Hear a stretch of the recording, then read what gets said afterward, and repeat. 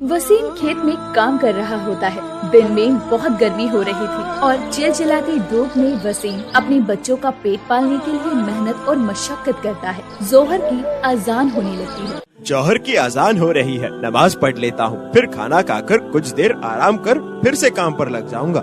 वसीम नमाज पढ़ने लगता है। या अल्लाह, तू ही बड़ा रहीम और करीम है, तू ही गरीबों की सुनने वाला है। नमाज पढ़ने के बाद वसीम खाना खाने लगता है। वसीम खाना खाकर अल्लाह ताला का शुक्रिया अदा करता है। या अल्लाह, तेरा लाख लाख शुक्र है, हम गुनाह कर बांधों को कभी भूखा नहीं सुलाता और न ही जगाता है। वसीम फिर से काम पर लग जाता है और शाम को मजदूरी करने के बाद सेठ के पास पहुंच जाता है। सेठ जी, मैंने आपका खेत जोत दिया है। ठीक है, ये लो पैसे। वसीम को जो मजदूरी के पैसे मिलते थे उसे केवल उसका 2 वक्त का खाने का ही जुगाड़ हो पाता था। जिस घर में वो रहता था वो भी घर किराए का था, लेकिन वसीम जो पैसे मिलते हैं उसमें अल्लाह ताला का शुक्रिया अदा करता। उसके परिवार में उसकी बीवी नाजिया और उसका बेटा इमरान और बेटी शामत। बाबा, आप आ गए? हाँ मेरे बच्चों। बाबा, बकरा ईद आने वाली है, इस बार मुझे बकरा ईद पर शरारा सूट चाहिए। इमरान भी बोलता है, बाबा मुझे भी नया कुर्ता पजामा सिलवाना है। हाँ ठीक है मेरे बच्चों, इस बार बकरा ईद में तुम्हारे लिए नए कपड़े बनवाने की पूरी कोशिश करूँगा। नाजिया खाना बनाया है क्या?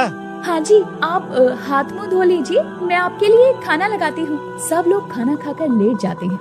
तुम तो जानती ही हो कि कितनी मेहनत मजदूरी कर लूं, लेकिन उन पैसों से हमारे 2 वक्त के खाने का जुगाड़ भी नहीं हो पाता है। बकरा ईद आने वाली है, मैं अपने बच्चों के लिए कुछ न कुछ इंतजाम तो कर ही लूंगा। आप फिक्र ना करें, अल्लाह ताला सब ठीक कर देंगे। वो बड़े ही रहीम और गफूर हैं, गरीबों की सुनने वाले हैं। मैं क्या सोच रहा हूँ कि मजदूरी करने के बाद जंगल जाया करूँ और जंगल से लकड़ियाँ काट कर बाजार में बेच कर आऊँगा, तभी शायद 2 पैसे बच सके। आप इतनी मेहनत करेंगे, आपके पास इतना टाइम कहाँ है? करना तो पड़ेगा ही, क्योंकि बच्चों की ख्वाहिश मैं अधूरा नहीं छोड़ सकता। अल्लाह ताला आपको हिम्मत दे। आमीन सुम्मा आमीन। बेगम, बकरा नहीं तो कम से कम बच्चों के लिए नए कपड़े तो बन जाए। ठीक कहा आपने, अल्लाह आपकी मदद करेंगे। अगले दिन वसीम मजदूरी करने के बाद जंगल जाता है और कुछ लकड़ियाँ काट कर बाजार में बेच कर घर वापस आ जाता है। ये लो फरजाना 50 रुपए, जो लकड़ियाँ बेचकर पैसे बचे हैं। अभी बकरा ईद को काफी टाइम है, तो जोड़ते जोड़ते हम अपने बच्चों के नए कपड़े तो बनवा ही लेंगे।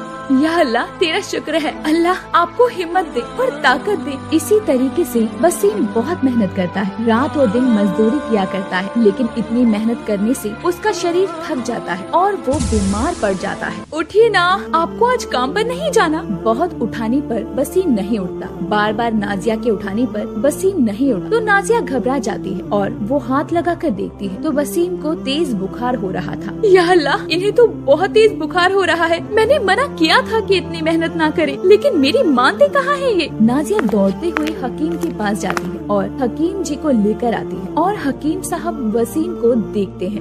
मैंने कुछ दवाइयाँ लिख दी है, इन्हें टाइम पर देते रहना। इनका शरीर थकान की वजह से बीमार पड़ा है। कुछ दिन इनसे कहिएगा कि काम पर ना जाए, इन्हें आराम की सख्त जरूरत है। अच्छा तो मैं चलता हूँ। या अल्लाह, तेरा शुक्र है, इन्हें बस जल्द से जल्द ठीक कर दे। थोड़ी देर बाद वसीम को होश आ जाता है। मैंने मना किया था ना जी आपको, ज्यादा मेहनत करने की जरूरत नहीं है, लेकिन नहीं, आप तो मेरी बात मानते ही नहीं है।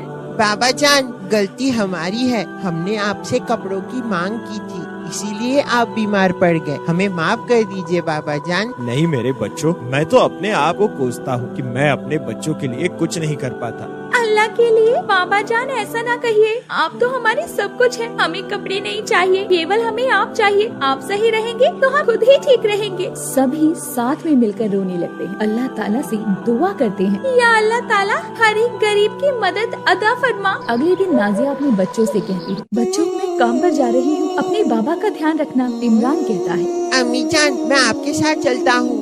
नहीं मेरे बेटे, बाहर बहुत धूप है, तुम वहाँ क्या करोगे? अम्मी जान, धूप तो आपके लिए भी है ना, आप भी नहीं जाइए। बेटा जाना तो पड़ेगा, बाबा की दवाई भी तो लानी है, घर का चूल्हा भी तो तभी चलेगा। अम्मी जान, फिर तो मुझे आपके साथ ही जाना होगा, मुझे अपनी माँ का हाथ बढ़ाने में खुशी मिलेगी। ठीक है बाबा, तुम बड़े ही जिद्दी हो। अल्लाह तुम जैसे बेटे हर माँ को अदा फरमाए। अम्मी जान आप जाइए, मैं बाबा की देखभाल कर लूँगी और उन्हें टाइम पर दवा दे दूँगी। माशाअल्लाह मेरी बच्ची, जीती रहो। इमरान और नाजिया ईद पर काम करने चली जाती है। सारा दिन इमरान अम्मी जान की मदद करता रहा और शाम को नाजिया लकड़ी काटने के लिए जंगल में जाती है तो इमरान भी उसके साथ जाता है। नाजिया लकड़ियाँ काट रही होती है, तभी इमरान क्या देखता है कि झाड़ियों में एक बकरे का बच्चा छुपा हुआ है। वो चिल्ला रहा होता है, उसको चोट लगी थी। इमरान उस बकरे के पास जाता है, बकरी को वो अपनी गोद में उठाकर वो अपनी अम्मी जान के पास लेकर आता है। देखो अम्मी जान, ये बकरा कितना प्यारा है। अम्मी जान, ये तो कितना जख्मी है, हम इनको अपने साथ घर ले चल सके हैं क्या? हाँ मेरी बेटी, यहाँ इसको छोड़ना ठीक नहीं है, इसको हम अपने साथ लेकर अपने घर चल सकते हैं।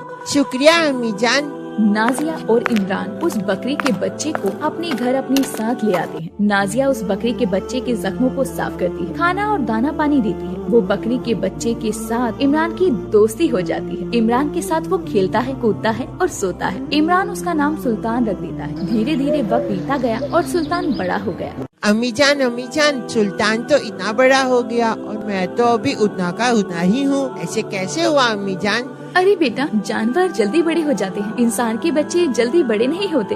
इतना बोलकर नाजिया वहाँ से चली जाती है। तभी इमरान सुल्तान को नहला रहा होता है तो वो क्या देखता है कि सुल्तान के पंख निकल रहे होते हैं। या अल्लाह, सुल्तान के पंख निकल रहे हैं। क्या सुल्तान भी पक्षियों की तरह उड़ सकेगा? आगे क्या हुआ ये जानने के लिए पार्ट 2 लिखकर कमेंट करना ना भूले।